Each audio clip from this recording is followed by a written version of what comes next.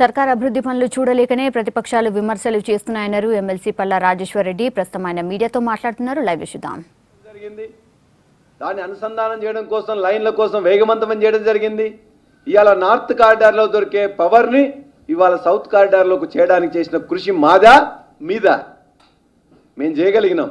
60 సంవత్సరాలు మీరు ఏం చేశారు? గత 10 సంవత్సరాలు పవర్లో ఉన్నప్పుడు ఏం చేశారు? అంతేకాదు కొత్త పవర్ ప్రాజెక్టులకు ఇవాళ భద్రాద్రి పవర్ ప్రాజెక్టు 1080 మెగావాట్లతో ఇవాళ మనుగూరులో స్టార్ట్ చేశాం. 4000 అల్ట్రా మోడర్న్ పవర్ ప్రాజెక్ట్ని ఇవాళ యాదాద్రిలో మొదలుపెట్టాం. అక్కడ ఇక్కడ ఇదే కాంగ్రెస్ వాళ్ళు 10 సంవత్సరాల నుంచి ఏం చేయకుండా ఇవాళ green tribunal, white tribunal, red tribunal అని చెప్పేసి పోతున్నారు. మీదే కదా మోకాలు అడ్డుతున్నది. గ్రీన్ ట్రిబ్యునల్ పోయింది మీరే కదా, కోర్టులోకి పోయింది మీరే కదా. అయినా అన్నిటినీ అడ్డుకొని అన్నిటినీ మెప్పించి ఒప్పించి ఇవాళ Bhadradri power plant work start అయినాయి. వచ్చే సంవత్సరం డిసెంబర్ వరకు దాన్ని కూడా ఖచ్చితంగా జనరేటింగ్ స్టార్ట్ చేస్తాం. మొత్తంగా మేం చెప్పదలుచుకుంది ఏంటంటే 60 సంవత్సరాల మీ దుష్పరిపాలన వల్ల, మీ చేతగాని తనం వల్ల, మీ ప్రభుత్వాలకు చేవలేకపోవడం వల్ల, మీ దద్దమ్మ ప్రభుత్వాల వల్ల 60 సంవత్సరాల్లో మీరు ఇచ్చిన యూనిట్లు 6500 మెగావాట్లు. ఇవాళ దమ్మున్న ప్రభుత్వం ఉన్నది కాబట్టి, చేతనయ్యే ప్రభుత్వం ఉన్నది కాబట్టి, చేవగల ప్రభుత్వం ఉన్నది కాబట్టి, విజన్ ఉన్న ప్రభుత్వం ఉన్నది కాబట్టి ఇవాళ గత 3 సంవత్సరాల్లో 12,000 మెగావాట్లను ఇవాళ మేము ఇవ్వగలుగుతున్నాం, ప్రొడ్యూస్ చేయగలుగుతున్నాం, జనరేట్ చేయగలుగుతున్నాం.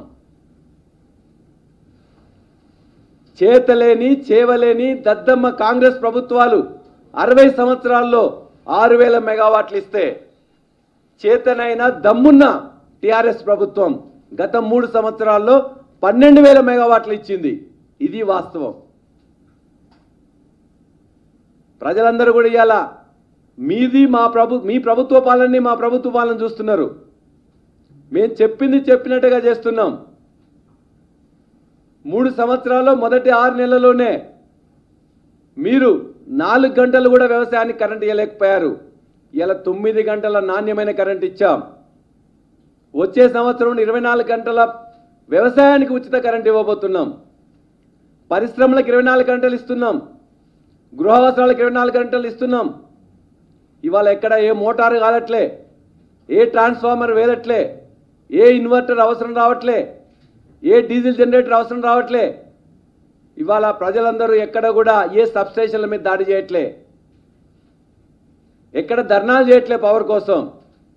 ఇవాళ టిఆర్ఎస్ ప్రభుత్వ ఎలక్ట్రిసిటీ పవర్ పాలసీ ఒక విజయ గాథ.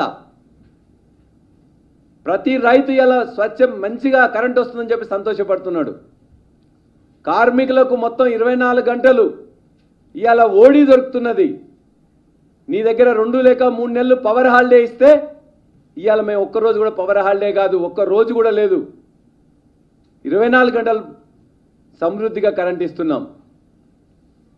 రెగ్యులర్గా 12 నెలలే కాదు, ఆ తర్వాత ఓడి కూడా పనిచేస్తున్నారు. పరిశ్రమలు తనకు కావాల్సిన ఓడిని కూడా ఇలా అదనంగా ఉత్పత్తి చేస్తున్నారు.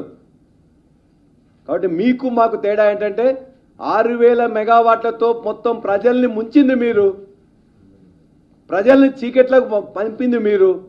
ఇవాళ 12,000 మెగావాట్లతో ప్రజలకు కావాల్సిన మొత్తం కరెంటునిచ్చి తెలంగాణ మొత్తం కూడా వెలుగులు విరజిమ్మడానికి ఇవాళ పథకాలు వేసింది కేసీఆర్ గారు. దాన్ని నిరూపితమైంది ఈనాడు. అంతేకాకుండా ఒకటి ఖచ్చితంగా చెప్పొచ్చు, మనందరం కూడా ఆ రోజున చాలా బాధపడ్డాం. ప్రతి గృహ అవసరాల్లో కూడా జనరేటర్లు పెట్టుకున్నాం, ఇన్వర్టర్లు పెట్టుకున్నాం. పరిశ్రమలందరూ కూడా చాలామంది పోయే పరిస్థితి ఉన్నది. ఇవాళ వాటిని ఎక్కడి నుంచి వెళ్ళి ఖచ్చితంగా చెప్పొచ్చు, మీ దద్దమ్మ ప్రభుత్వాల వల్ల ఇన్వర్టర్లు వచ్చినాయి. ఇవాళ దమ్మున్న ప్రభుత్వం వల్ల ఇన్వెస్టర్లు వచ్చిండ్రు. మీకు మాకు తేడా అంటే అది.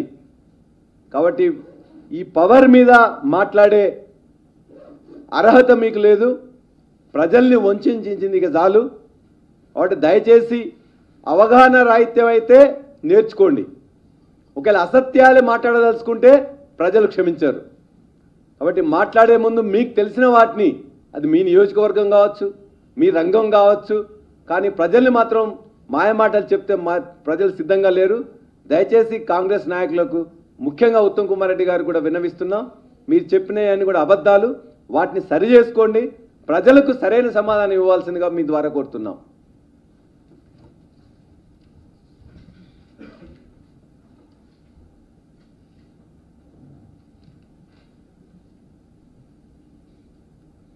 చివరిగా ఈ ప్రభుత్వం పవర్ పాలసీ మీద చెప్పిన విధంగా అన్ని రంగాలకు కూడా 3 సంవత్సరాల్లో 12,000 ఏ విధంగా చేసినామో వచ్చే 3 సంవత్సరాల్లో కూడా 28,000 మెగావాట్లను కంప్లీట్గా చేస్తాం.